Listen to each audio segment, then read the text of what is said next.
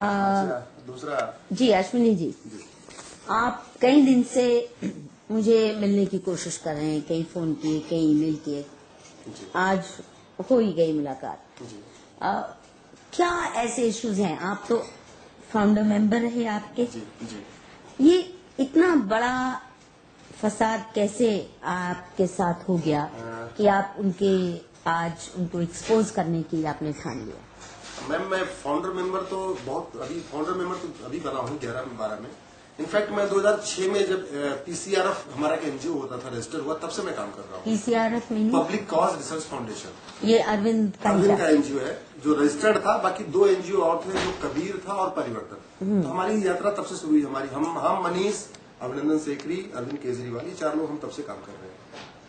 और आप इतने साल काम किए, तो अभी आके क्यों आपको क्या क्या शक हो रहे हैं? क्या आप नंबर 1 आप क्या मुख्य चार्जेस लगा रहे हैं? मैंने कुछ ईमेल्स आपके पढ़े हैं, आप इन पे सीआईए का चार्ज लगा रहे हैं, तरह तरह के। मुख्य आपके आरोप क्या हैं और कैसे आप इन निष्कर्षों पे पहुंचे? देखिए, पहला तो मैं आपको 5 वो बातें बताता हूँ जो भ्रष्टाचार जो वर्तमान पार्टियों में थी, जिसको खत्म करने के लिए हमने पार्टी बनाई थी। पहला, जातिवाद का। और वो कह रहा है हम खुद ही जातिवाद कर रहे हैं। कैसे?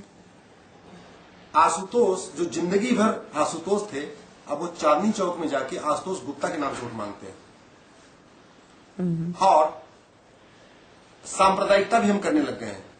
योगेंद्र यादव जब गुड़गांव के अहिरवाल वाली एरिया में जाते हैं तो वो अपने आप को यदुवंशी बताते हैं, यादव के नाम से वोट मांगते हैं। और जैसे ही वो मेवात के एरिया में जाते हैं तो अपना पूरा हुलिया बदलते हैं, अपना कपड़ा चेंज करते हैं, व्हाइट कलर का कुर्ता पैजामा पहनते हैं और गर्दन पे एक साफा रखते हैं, चेक वाला, जो आपने देखा हो ईद के टाइम पे पहना जाता है। और वो वहां पे जाके कहते हैं मेरा नाम सलीम है। वहां पे वो सलीम के नाम से वोट मांगते हैं। इससे एक्सट्रीम, मेरे समझ से बीजेपी और कांग्रेस वालों या सपा बसपा भी इतना नहीं कभी किया। कभी नहीं किया। कादिर राणा वगैरह तो करते हैं, लेकिन बाकी शीर्ष नेता ऐसा नहीं करते। नहीं, और उन्होंने जो ये भी कहा कि आग लग जाएगी अगर बीजेपी आ गई, वो तो बहुत ही भड़काऊ भाषण था। नहीं, उतना तो कादिर राणा वाला कह चुके हैं, लेकिन कादिर राणा ड्रेस नहीं बदलते, कादिर राणा अपने आप को नाम नहीं बदलते। योगेंद्र जी ने तो अपना नाम ही सलीम रख लिया, वहां उनको सब सलीम खान, सलीम भाई के नाम से बुलाते हैं। इससे एक्सट्रीम, ये पहली बार हमारे भारत में हो रहा है। तीसरा, नहीं, पर ये जो भड़काऊ भाषण है केवल मेवात में दिए मुसलमानों के बीच में कि और भी जगह मुसलमानों में? ये कि पाकिस्तान बन जाए, जैसे पाकिस्तान वाली स्थिति बन जाएगी, मुसलमानों को खदेड़ दिया जाएगा, आग लग जाएगी अगर नरेंद्र मोदी आ गए। ये पहली बार था जो हमने टीवी पे सुना कि कई बार? नहीं, कई बार हो चुका। ये तो अरविंद करते हैं। अरविंद क्या करते थे, मैं तो पूरा जो झाड़ू यात्रा हमारी विधानसभा के टाइम थी, मैं उनके साथ में रहा करता था। जब बटला हाउस वाले विधानसभा में जाते थे तो वहां ये कहते थे कि बटला हाउस इनकाउंटर फेक है, झूठा है। और अगले दिन हमारी झाड़ू यात्रा द्वारका पहुंची, जहां इंस्पेक्टर मोहन चंद शर्मा का परिवार रहता है। तो वहां वो जाते हैं, वहां मिलते हैं और उनको कहते हैं कि जी आपके पति बहुत अच्छे इंस्पेक्टर थे, उन्होंने तो आतंकवादियों को मारने में शहीद हो गए। अच्छा, इट्स एक्सट्रीम रियलिटी, मुझे पता है। आपके पास वीडियो है? यस। एक दिन पहले वो कहते हैं कि बटला हाउस एनकाउंटर फेक है, अगले दिन वहां जाते हैं तो कहते हैं जी वो तो आपके पति शहीद हो गए। और आपको मैं एक और बात बता दूं, मुख्यमंत्री बनने के बाद जो सबसे पहले सरकारी नौकरी दिया था उन्होंने माया शर्मा को दिया था। किस लिए? सरकारी नौकरी, सरकारी स्कूल की टीचर की नौकरी दिया था, क्योंकि शहीद होने के बाद उन्होंने नौकरी कहीं ज्वाइन नहीं किया। अच्छा, जो जिसके वजह से एनकाउंटर हुआ। मोहन चंद शर्मा की वाइफ माया शर्मा को नौकरी, पहला जो लेटर दिया अरविंद केजरीवाल ने 1 करोड़ रुपए दिया था और सरकारी नौकरी दिया था। और दूसरी तरफ कहते हैं फेक एनकाउंटर था। तो आदमी पागल है क्या है? मतलब ये मुझे समझ नहीं आता कि खुद को कॉन्ट्रोडिक्ट इतने आसानी से क्या पहले से करता है कि क्या इसका दिमाग हिल गया? पहले भी करते थे, लेकिन मैडम मैंने देखा कि 2010 के बाद जो इनका एकाएक चेंज हुआ, पहले से तो था लेकिन इतना नहीं था कि आजकल 1 घंटे अभी कुछ, 1 घंटे बाद कुछ। ये अभी बिल्कुल जैसे वो आंदोलन किससे शुरू किया इन्होंने, और बिल्कुल अब तो एक्सट्रीम पहुंच गया है। अब मैं आपको भ्रष्टाचार बताता हूँ। सहारनपुर का जो हमारा प्रत्याशी है लोकसभा का, योगेश दहिया, वो किसानों का 300 करोड़ मुआवजा खा गया। क्या? 300 करोड़ का मुआवजा खा गया किसानों का। कैसे? उसके ऊपर क्रिमिनल केस चल रहा है। वो किसानों की जमीन गई थी, सरकार ने ग्रहण किया था तो उनको मुआवजा भेजा था, वो सारा मुआवजा खुद ही खा गया बीच में। और वो आपका कैंडिडेट? वो हमारा सहारनपुर का। किस वजह से? उसको वो चुना? है बस अपना दबंग है। नहीं, दबंग भी है, मनीष वनीष से अपनी उसने ग्रुपिंग कर रखी है तो है। मनीष सिसोदिया। सिसोदिया से grouping। और बताइए। युद्धवीर ख्यालिया, बड़ा इंटरेस्टिंग स्टोरी है। आपको याद होगा अरविंद ने एक बड़ा अच्छा मुद्दा उठाया था कि रॉबर्ट वाड्रा की लैंड डील जो है गड़बड़ हो गई है। अशोक खेमका ने उसको कैंसिल किया था। खेमका ने, हाँ, जो सस्पेंड भी हुए। सस्पेंड हुए थे। तो अशोक खेमका को हरियाणा की सरकार ने सस्पेंड किया। एक वहां नया अधिकारी युद्धवीर सिंह को ले आया। युद्धवीर सिंह ने आके बोला कि ये जो खेमका ने काम किया ये गड़बड़ है, और वाड्रा की लैंड की जो डील थी उसको रिस्टोर किया, वापस में फिर से बहाल किया। और वही युद्धवीर सिंह हमारा हिसार का कैंडिडेट है। बाप रे। तो क्या जवाब क्या देते हैं वहां जाके? कुछ नहीं बोलते, नहीं है जवाब वहां। नहीं। इतना वहां अनशन हो रहे हैं, सब कुछ हो रहा है। मतलब मैंने बताया ना, हमारी पार्टी को जो 10-5 सीटें मिलने वाली थी, आज की डेट में वो शायद एक भी सीट नहीं मिलेगी, इसीलिए हो गया। और आपको लगता है मेवात में कम्युनल पोलराइजेशन से हाँ, योगेंद्र ले जाएंगे? नहीं, सीट तो नहीं जीत पाएंगे, लेकिन कम्युनल पोलराइजेशन से एटलीस्ट वो वोट वो शायद हो सकता है उनको मिल जाए। जीतने का क्योंकि साथ। वहाँ लोग टोपी पहनते हैं, सफेद कुर्ता पैजामा पहनते हैं, सलीम खान बोलते हैं अपने आप को। इसकी जरा कोई वीडियो दे देना मुझे साथ हाँ, में, जरूर। सलीम खान अपने को बताते हुए। और अच्छा, अब अपराधी की बात में कर और रहा हूं। यादुवंशी भी एक तरफ यादुवंशी। वो फिर ड्रेस चेंज कर लेते हैं। हाँ, वो ये वीडियो दे दीजिए प्लीज मुझे लेके। हाँ, अब मैं अपराधी की बात बताता हूँ। 3 बुराइयां हो गई, जातिवाद, सांप्रदायिक। मैं 2 एग्जांपल सबका दे देता हूँ, वैसे बहुत बड़ी स्टोरी है। बुलंदशहर का जो हमारा लोकसभा का प्रत्याशी है, साबिर राही उसका नाम है, उसके ऊपर 28 क्रिमिनल केस चल रहे हैं। क्या? कंधमाल का जो हमारा लोकसभा का प्रत्याशी है, नरेंद्र मोहंती, उसके ऊपर 35 केस चल रहे हैं। उसमें रॉबरी है, मर्डर है, अटेम्प्ट टू मर्डर है, कई सारे केसेस हैं। ऐसे चुन चुन के क्यों क्रिमिनल्स ला रहे ऐसे हैं? मैं आपको ये भी बता दूं कि मैं 8 सदस्यीय लोकसभा की जो टीम बनी थी, राष्ट्रीय टीम, जो सर्च कमेटी बनी थी, उसका मैं हिस्सा था, अब तो नहीं हूं। उसमें संजय सिंह, पंकज गुप्ता मुखिया थे, बाकी हम 6 लोग और थे। इसलिए मेरे पास 10,600 एप्लीकेशन आए थे, वो सारा मैंने स्टडी किया हुआ है। वो सारे एप्लीकेशन मेरे पास आए थे। हम लोग उसको पूरा रिसर्च करना था, उस पर देखना था कौन क्या है, मैंने उस पर रिसर्च किया हुआ है। इसलिए जितना मैं आपको बता रहा हूँ, ऑन रिकॉर्ड कह रहा हूँ, बिल्कुल एविडेंस के साथ कह रहा हूँ। मैंने सब कुछ, मेरे पास पेन ड्राइव में सारा डाटा, आप कहोगे मैं पूरा डाटा दे दूंगा।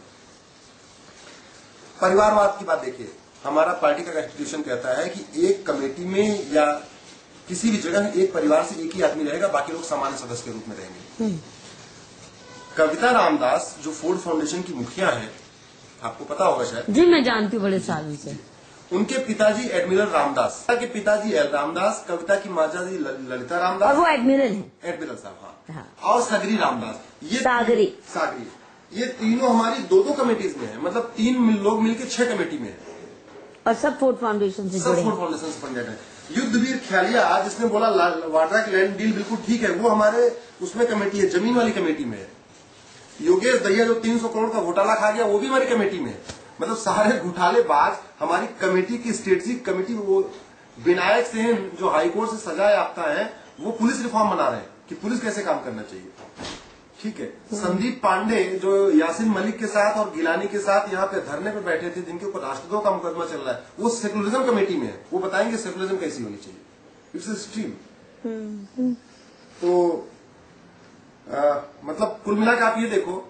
अच्छा, ये हो क्यों रहा है, मैं आपको बताता हूँ कहानी क्या हो रही है।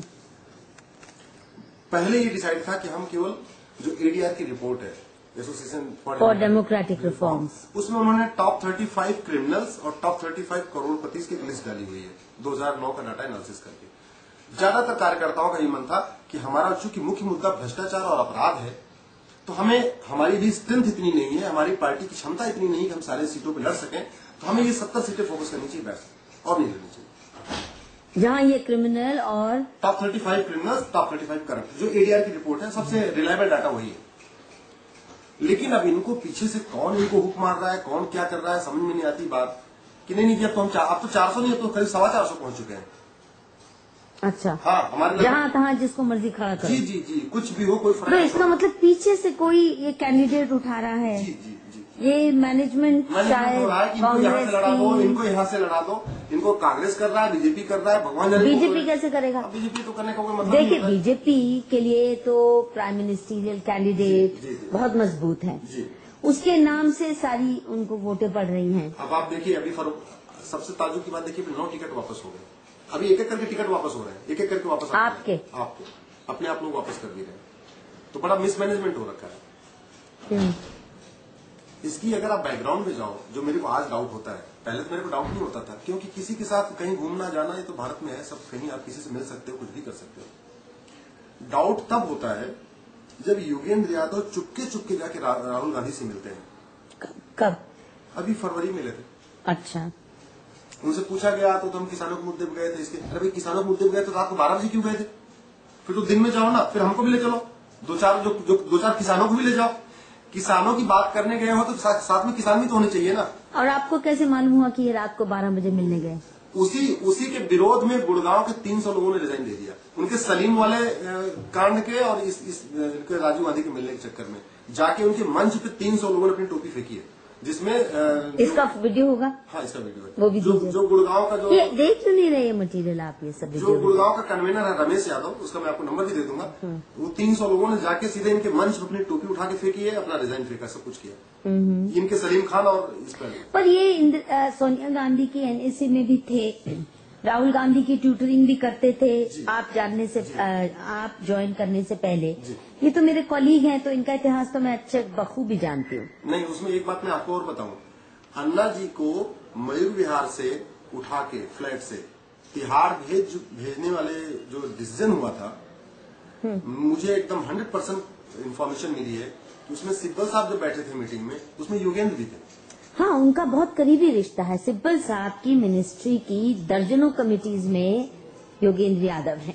जो एचआरडी मिनिस्ट्री, यूजीसी, जब सिब्बल साहब जब रहे एजुकेशन एचआरडी मिनिस्टर, तो दर्जन कमेटियां हैं कम से कम हाई पावर्ड, जिसमें योगेंद्र यादव हैं। तो इनका तो बहुत घनिष्ठ संबंध है। अन्ना को जेल भिजवाने में थे उस मीटिंग की बात। वो कैसे? वो बताइए कैसे? उस मीटिंग में मैं उसका नाम एक्चुअली अपने उसको जान को बड़ा खतरा लग रहा है। फिर भी नहीं, आप चिंता मत करो, बोल दो। वो ये कहता है कि साहब मैं छोड़ के आया था उस मीटिंग तक, जो ड्राइवर था, और उसी मीटिंग के हुआ कि अन्ना जी को मयूर विहार के फ्लैट से उठाओ, उनको तिहाड़ जेल भेजो।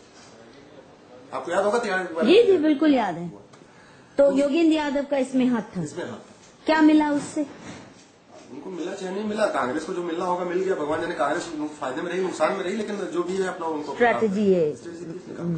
और अरविंद केजरीवाल 2005 में जर्मनी गए। एक कांग्रेस का नेता है आशीष तलवार, जो 20-25 साल पुराना कांग्रेसी है, इस समय वर्तमान में हमारे दिल्ली का कन्वेनर है, स्टेट कन्वेनर है। अरविंद केजरीवाल राष्ट्रीय कन्वेनर है, राष्ट्रीय संयोजक है, वो दिल्ली प्रदेश का संयोजक है, जो कि विधानसभा से 3 महीने पहले हमारी पार्टी में आया है और सीधे उसको बना दिया। जबकि हमारा प्रोसीजर होता है कि आप आओगे 6 महीने पहले ऐसे काम करोगे, एक सिस्टम बना रखा है।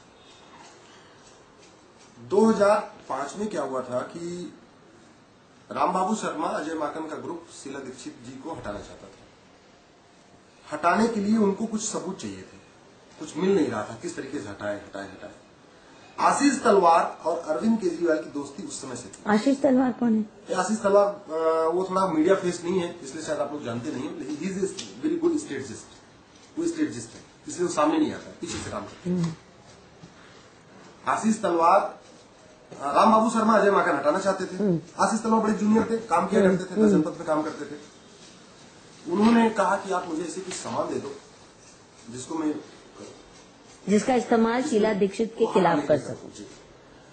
अरविंद जी गए, जो आपका सोनिया विहार वाटर ट्रीटमेंट, जो दिल्ली जल बोर्ड में गए, उस समय वहां पे जो ये उस समय नया ये आरटीआई आया था, तो जल सूचना अधिकारी नए सब नियुक्त होते थे, तो उनका दोस्त था वो। उन्होंने बिना आरटीआई लगाए वो सारे के सारे लगभग 400 पेज का जो घोटाले, 400 करोड़ का घोटाले का पेपर था, वो सारा उन्होंने फोटोकॉपी करा दिया और फोटोकॉपी करा के ले आके उसको रामबाबू शर्मा को दे दिया। रामबाबू शर्मा जो अब तो नहीं है, मर गए।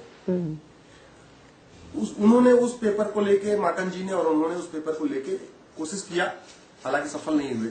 उनको फिर कांग्रेस ने हटाया नहीं शीला जी को, तो वो फेल हो गए। जब वो फेल हो गए तो अच्छा, अरविंद जी ने काम उनको क्यों किया था? अरविंद जी एनएसी में जाना चाहते थे। एनएसी में जाना चाहते थे। हाँ, मतलब दोनों का उसमें था। ये तो दिग्विजय सिंह भी कहते हैं कि ये बहुत तड़प रहे थे एनएसी में जाने। हाँ, वो दिग्विजय सिंह से मिले थे, अग्निवेश से मिले थे, रामबाबू शर्मा से मिले थे, अजय माकन से मिले थे, और इसका जो सारा करता था वो आशीष तलवार कराता था, इनकी मीटिंग कराता था। तो क्या हुआ कि न तो ये एनएसी में जा पाए और न उधर शीला हटी। तो उन लोगों को लगा यार कुछ गड़बड़ न हो जाए मामला, थोड़ा बड़ा फ्रस्ट्रेशन चल रही थी, बड़ा टेंशन था। तो उस समय फिर 2 टिकट कराए गए जर्मनी के, आशीष तलवार और अरविंद केजरीवाल, ये दोनों फिर गए, 15 दिन अपना जर्मनी घूम के आए। This was the complimentary visit. पर इसमें क्या बड़ी बात है जर्मनी का टिकट मिलना, ये तो कोई बहुत बड़ी नियामत नहीं है। नहीं, आप सोचो कांग्रेस के खर्चे पे कांग्रेस के नेता के साथ क्यों जाना। और अगर आप गए हो तो कोई बुराई नहीं, मैं नहीं कोई बुरा मानता, आप एडमिट करो ना। मैं पूछ रहा हूँ क्या करने गए थे आप सामने। ये भी हो सकता है जर्मन फाउंडेशन भी इसमें है मैडम, कुछ वहाँ से लेन देन हुआ हो। हम कहते कुछ भी हुआ है, लेकिन उसको चुप क्यों रहना।